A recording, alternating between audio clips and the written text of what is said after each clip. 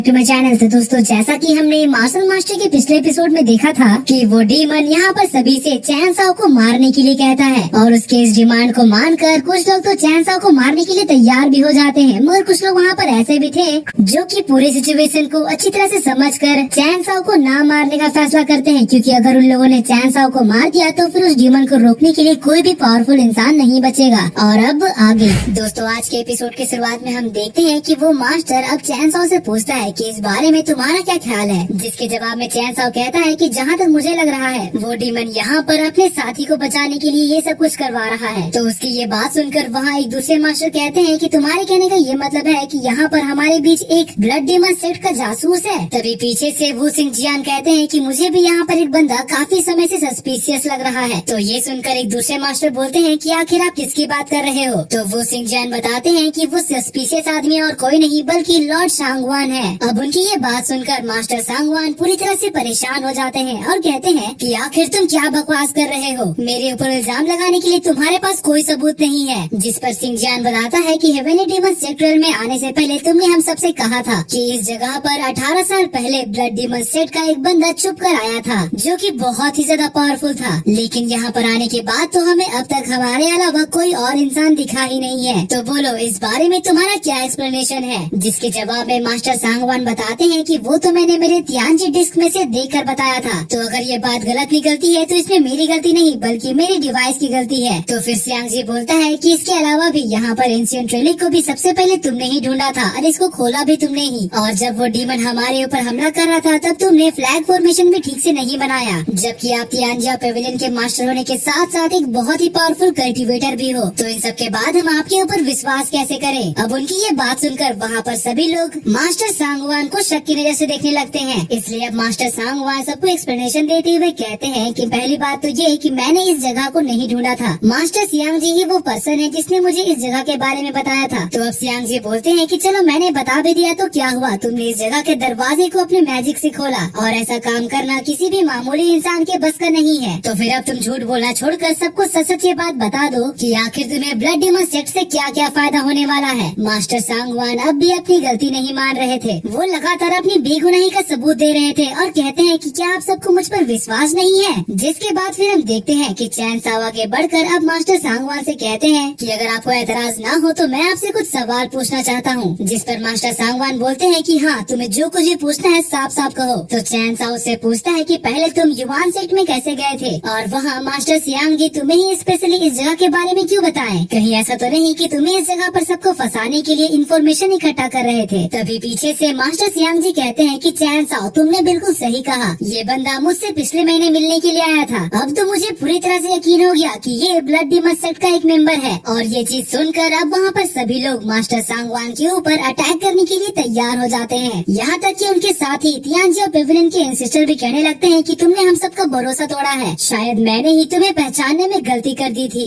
मगर तभी कहानी में एक ट्विस्ट आता है। चैन साओ मुस्कुराते हुए कहता है कि सब कुछ ठीक है और मास्टर सांगवान के पास जाकर उनसे कहता है कि अब आपको नर्वस होने की कोई जरूरत नहीं है और सबको ये बताता है कि मास्टर सांगवान कोई स्पाई नहीं है। तो ये सुनकर वहाँ पर सभी लोग पूरी तरह से हैरान हो जाते हैं। तभी पीछे से सियांग जी कहता है कि अभी मजाक करने का बिल्कुल भी समय नहीं है। जिसके जवाब में चैन साओ बताता है कि मैं यहाँ पर कोई मजाक नहीं कर रहा हूँ, अभी मैंने सांगवान से जो सवाल पूछे थे वो सब असली जासूस के बारे में पता लगाने के लिए था और अब मुझे उस जासूस के बारे में साफ साफ पता चल गया है, इसलिए अब और किसी को टेस्ट लेने की कोई जरूरत नहीं है। तो ये सुनकर तियानजियाओ किंगडम के सिस्टर पूछते हैं कि आखिर वो जासूस आखिर है कौन, तुम सीधा अब उसका नाम बताओ। जिस पर चैन साओ कहता है कि यहाँ पर जो बंदा सांगवान को गलत साबित करने के लिए सबसे ज्यादा मेहनत कर रहा था वही असली जासूस है। तो ये सुनकर सियांग जी बोलते हैं कि आखिर तुम क्या बकवास कर रहे हो, मेरा इससे क्या लेना देना। तो चैन साओ बोलता है कि अब आपको छिपाने की कोई जरूरत नहीं है, आपका सच सामने आ चुका है, वो आप ही थे जिसने इस जगह के बारे में सबसे पहले पता लगाया था। जिसके जवाब में सियांग जी कहते हैं कि हाँ ये बात सच है, मगर सिर्फ इसके बेसिस पर तुम मुझे अपराधी साबित नहीं कर सकते।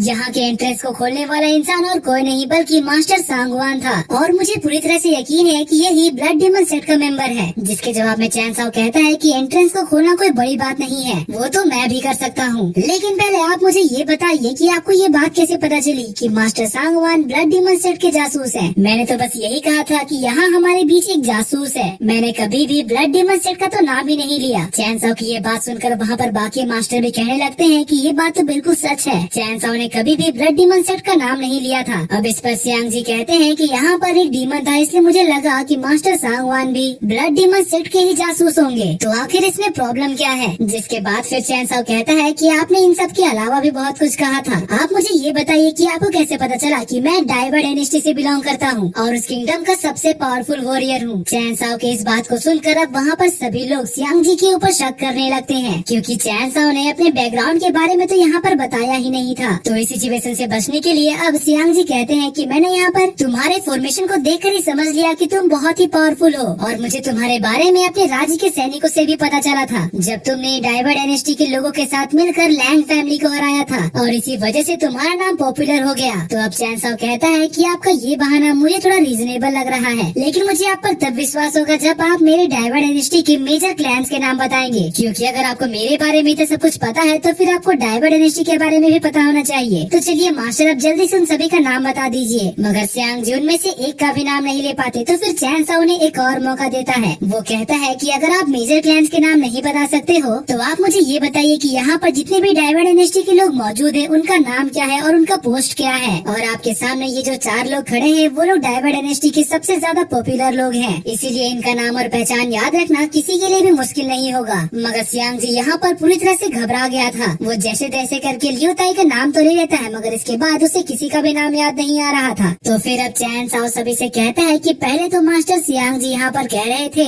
कि उन्हें तो मेरे बारे में डाइवर डायनेस्टी के थ्रू पता चला था, लेकिन अगर ये बात सच है तो फिर आखिर उन्हें डाइवर डायनेस्टी के महाराज का नाम ही कैसे नहीं पता। और उन्होंने यहाँ पर बिना किसी के बताए सीधा मास्टर सांगवान को ब्लड डीमन सेट का मेंबर साबित कर दिया, वो भी बिना किसी हिचकिचाहट के। लेकिन मास्टर सियांग जी, अब आपकी चोरी पकड़ी गई है। अब यहाँ पर सभी लोग उसके ऊपर हमला करने के लिए तैयार हो गए थे। तो ये देखकर मास्टर सियांग जी पूरी तरह से घबरा जाते हैं और इसीलिए यहाँ से भागने लगते हैं। तो ये देखकर 7 डायनेस्टी के मास्टर कहते हैं कि हमारे चंगुल से तुम इतनी आसानी से नहीं भाग सकते, और इतना कहते ही उसको पकड़ने के लिए अपने हैंड फॉर्मेशन का इस्तेमाल करते हैं। और दोस्तों, इसी के साथ आज का ये एपिसोड यहीं पर खत्म होता है। अगर आप